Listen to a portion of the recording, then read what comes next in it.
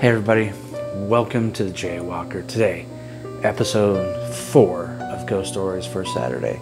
You've heard me tease a little bit in the last couple of episodes, episode 2, episode 3, with our personal experiences, that we know who it is that's been haunting us today.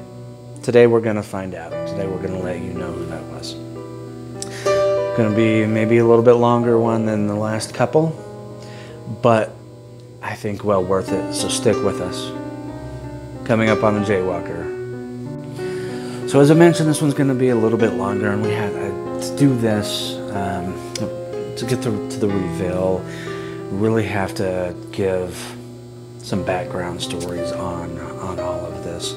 So my wife and I, we've been married for about 14 years. We have 3 kids. And today's experiences really center around our middle child, a daughter. Her name is McKelty. And McKelty has always been fairly special. She's had medical problems since she was very young. And not that those are really relevant other than with part of the story just revolving around one experience when those problems were apparent and evident. But at about 2.5 years old, sometime after these medical problems started, though it was kind of in between a lot of treatments, and so there was no issues at that point.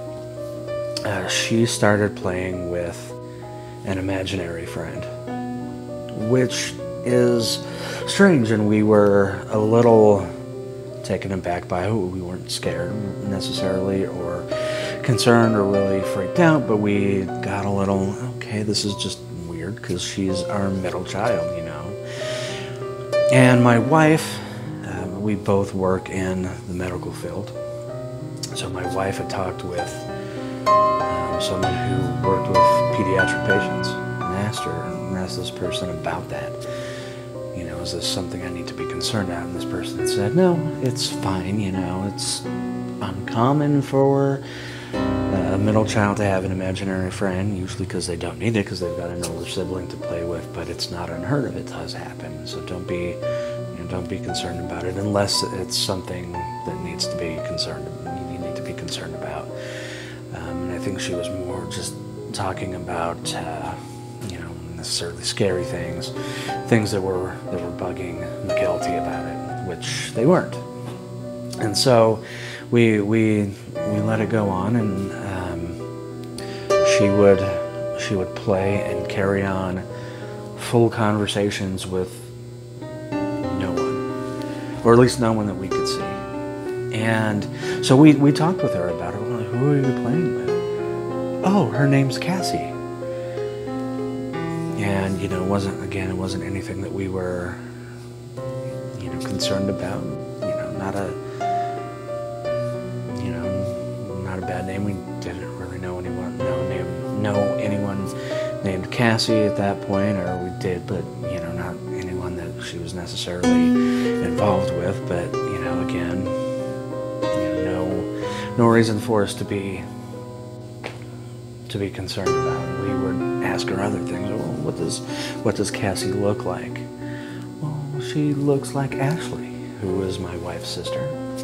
Again, nothing that we were concerned about, mostly because Ashley has always been a part of our kids' lives, a large part, and so we weren't concerned about it.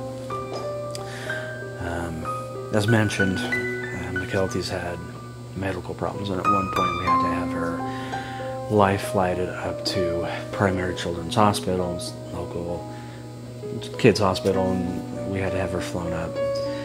And needless to say, she was about 3.5 years old at the time, and she was scared. She was begging and pleading for us to fly with her. She didn't want to do it, or you guys come with me, you guys have to come with me. Well, we can't, and then through all of this, just on a dime, she was fine. So no, it's okay, I can go now, let's go. And So, it wasn't anything at that point that caused us any concern. Again, we had no idea what was going on, and we were a bit of wrecks ourselves, so we get her loaded onto the helicopter, and they take off, and we load up into our car and head up to the hospital. And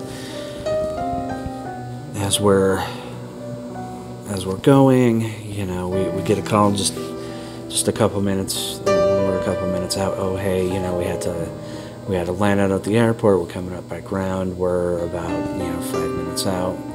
So it was from the flight nurse.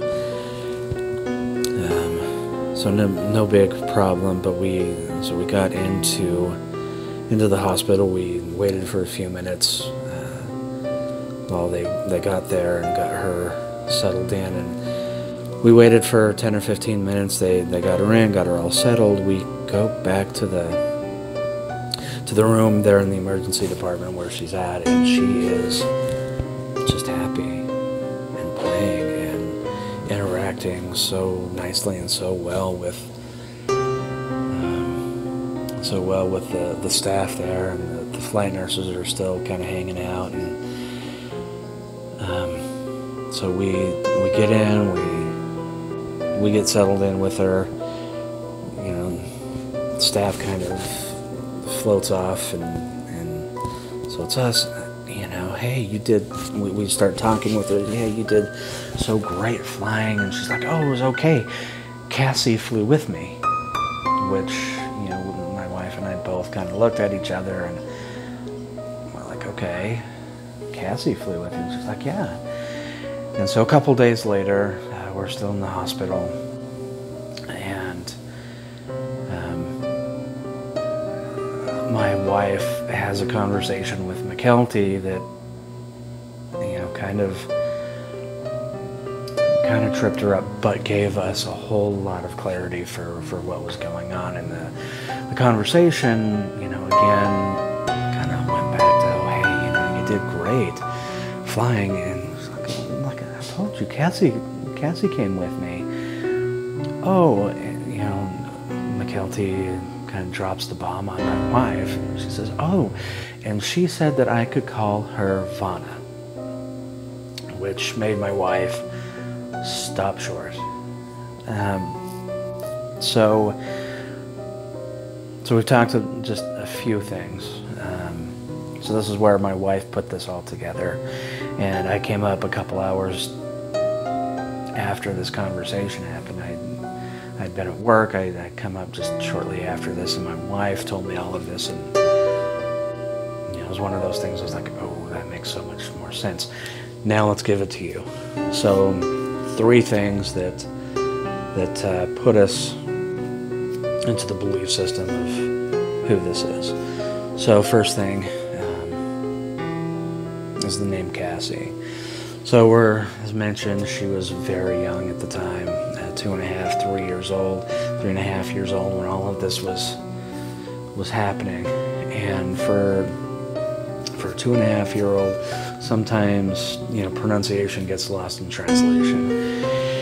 My wife's maiden name is Carsey. So Cassie, Carsey, kind of one of those things where very close. Second thing, the name Vanna. Again, for a 3.5-year-old, names might get lost in translation a little bit. Well, let me skip to, I guess we'll go ahead and reveal my wife's grandma. Her name was Vonda. Grandma Vonda passed away, I believe, in 1986, so, more than 35 years ago, or 10 years ago, so about 25, 26 years prior to these experiences. Third thing, the fact that Cassie Vanna looks like Ashley. My wife real-life sister is the spitting image of this grandma. And McKelty had mentioned, in previous conversations, that Cassie looked like an older, like white-haired, gray-haired version of Ashley. So that's it. We've spent years being haunted by Grandma Vonda. And, as we did a little bit more checking with my mother-in-law, she had also been visited by Grandma Vonda on a number of occasions prior to this. And after this was nothing new. And so for us, we were even less concerned when we figured out who this was. That Grandma Vonda just wanted to come and see her great-grandkids, get to know them a little bit. But that's my story. That is the jaywalk for today. Thanks for joining me. If you like it, give us a thumbs up, subscribe. We're still going to keep coming with stories. Still got some more to come at you with. Gonna have some more cemetery stories coming, so give those a look as well. We'll see you soon on the next Jaywalk.